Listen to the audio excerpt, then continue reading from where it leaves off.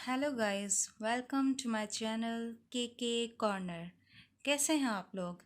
आज मैं आप लोगों के लिए कुछ न्यू लाई हूँ। आज से हम स्टार्ट करेंगे वोकेबलरी सीरीज़। ठीक है, वोकेबलरी सीरीज़ में से अब मैंने जो सिलेक्ट किए हैं वर्ड्स, वो है 10 वर्ड्स फ्रॉम ईच लेटर। ठीक है, अगर हम 10 भी कवर करेंगे तो 26 लेटर्स हैं अल्फ़ाबेट्स के, तो हमारे पास बहुत सारे वर्ड्स का ज़ख़ीरा बन के आ जाएगा। ठीक है, तो आज से हम इसको स्टार्ट करते हैं। फॉर्मली समझ के पढ़ेंगे, सेंटेंस के में यूज़ करके पढ़ेंगे, उर्दू मीनिंग में भी पढ़ेंगे ताकि हमें ये मेमोराइज़ हो जाए। इसी तरीके से हमारे जो ये वोकेबलरी टेस्ट वगैरह में भी आती रहती है। लेकिन इससे पहले मेरी एक रिक्वेस्ट है आप सबसे कि अगर आप मेरे चैनल पे न्यू हैं तो इस चैनल को सब्सक्राइब कीजिएगा, और अगर ऑलरेडी आपने सब्सक्राइब किया हुआ है तो बेल आइकन को प्रेस करना मत भूलिएगा। चलें शुरू करते हैं वोकेबलरी। ठीक है, अल्फ़ाबेट ए हमने स्टार्ट किया है। इसके वर्ड्स में स्टार्ट कर लेती हूँ। फर्स्ट वर्ड है हमारे पास एडामेंट। एडामेंट मीन्स अटल रहना अपनी बात पे, मीन्स कि बिल्कुल डटे रहना और किसी भी सूरत में अपनी बात से हटना नहीं है। तो इस सूरत में हम कहते हैं कि he is adamant on his choice.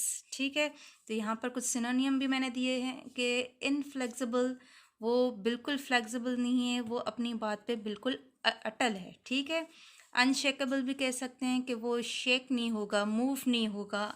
Immovable, hard, तो ये सारे इसके सिनोनियम वर्ड्स कहलाएंगे। ठीक है, उर्दू में मैं दोबारा बता देती हूँ कि अपने राय पर, अपनी बात पर, अपने फैसले पर अटल रहने को हम एडामेंट कहते हैं। ये एक एडजेक्टिव है।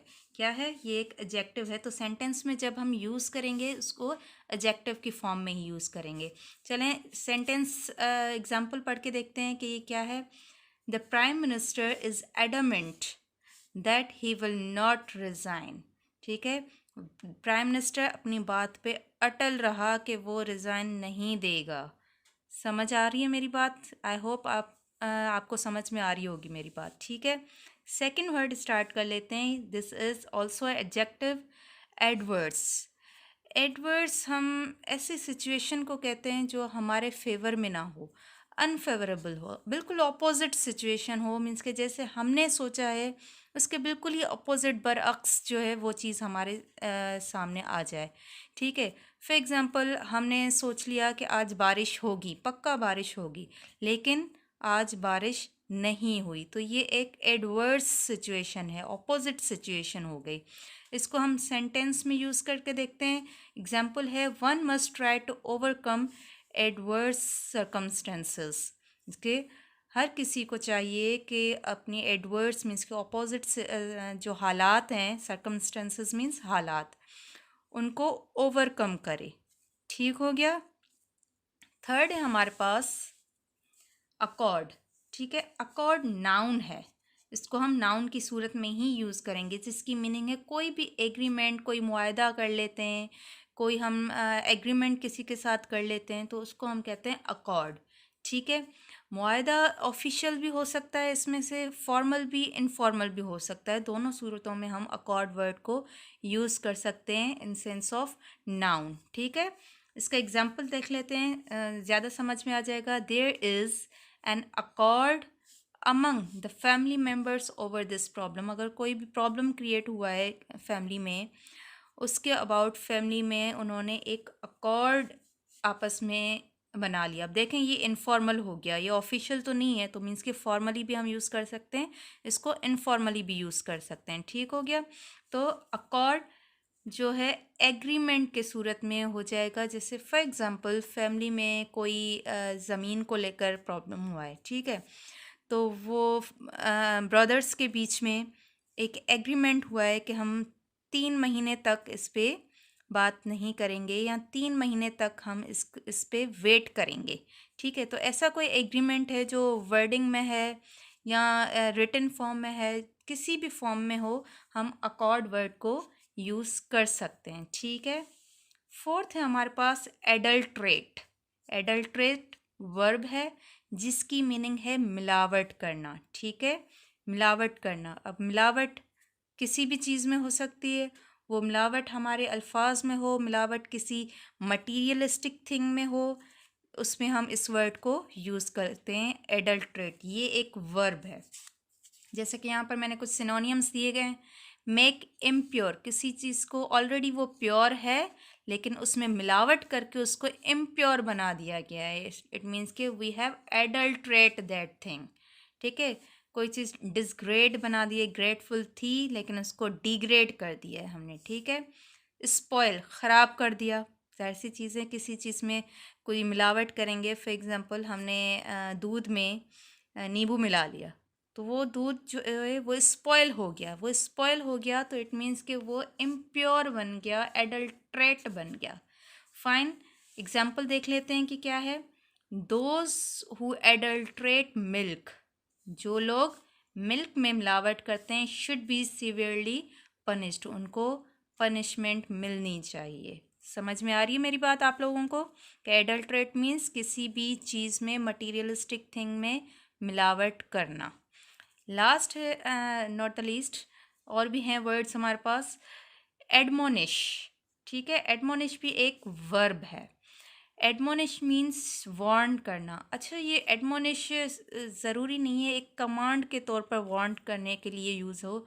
समटाइम्स एक सेकंड चांस देने के लिए भी यूज़ होता है कि हम किसी को सेकंड चांस दे रहे हैं कि आप और ज़्यादा इम्प्रूव करें अपने आप को, तो वो समटाइम्स वार्निंग में भी चला जाता है कि उसको डांट के हम इम्प्रूव करने को कहते हैं, कभी हम रिक्वेस्ट फॉर्म में इम्प्रूव करने को कहते हैं। तो दोनों फॉर्म में हम एडमोनिश वर्ड यूज़ कर सकते हैं वर्ब की फॉर्म में। जैसे कि यहाँ पर स्कोल्ड, स्कोल्ड मीन्स किसी के ऊपर चीख के बात करना।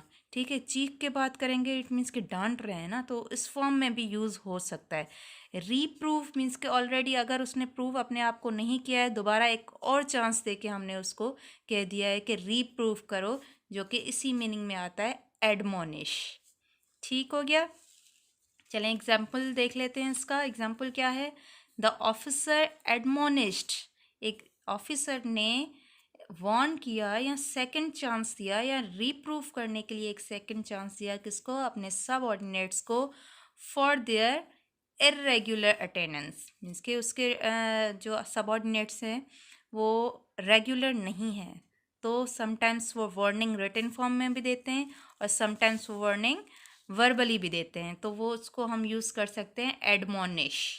ठीक हो गया, एक बार देख लें आप इस शीट को और नोट कर लें ये चीज़ें। कुछ और वर्ड्स हैं हमारे पास, ठीक है। 10 वर्ड्स, जैसे कि मैंने कहा था कि 10 वर्ड्स फ्रॉम ईच लेटर हम कवर करेंगे एक वीडियो में, ताकि हमारे पास कुछ ज़ख़ीरा बनकर आ जाए। अच्छा, नेक्स्ट वर्ड है हमारे पास एलिविएट। एलिविएट मीन्स किसी चीज़ का नीचे आना, रिड्यूस होना, रिलीव होना। जैसे एलिवेटर होता है, सीढ़ियाँ नीचे आती हैं, तो मीन्स कि वो नीचे फॉर्म में डिफ्लेट हो रही हैं। ठीक है, तो उसको हम कहते हैं रिड्यूस, किसी चीज़ का रिड्यूस होना, कम होना। ठीक है, चलें देख लेते हैं। Some people believe that saint, saint means सूफी लोग जो होते हैं, are born to elevate the pain and misery of mankind. इसके कुछ लोग इस चीज़ पे बिलीव करते हैं कि वो उनकी जो तकलीफ़ है, उनकी जो मुसीबतें हैं, वो कम कर सकते हैं। देखें यहाँ पर कम, एलिवेट वर्ड यूज़ हो रहा है, इट मीन्स कि यहाँ पर रिड्यूस की मीनिंग हम यूज़ कर रहे हैं। ठीक हो गया, चलें आगे चलते हैं। अमास, अमास वर्ब है, मीन्स किसी चीज़ को कलेक्ट करना, जमा करना। देखें, कलेक्ट, गैदर, एक्यूमुलेट, असेंबल, सारी एक ही चीज़ वर्ड की मीनिंग्स हैं कि किसी चीज़ को जमा करना। वो मटीरियलिस्टिक थिंग भी हो सकती है, कोई जो है स्टडी के अबाउट मटेरियल हो सकता है, बुक्स की कलेक्शन हो सकती है, कुछ भी हो सकता है। तो अमास वर्ब है, वर्ब की फॉर्म में यूज़ करेंगे। Ali is more interested in amazing wealth, इसके अली बहुत ज़्यादा दिलचस्पी ले रहा है किसमें?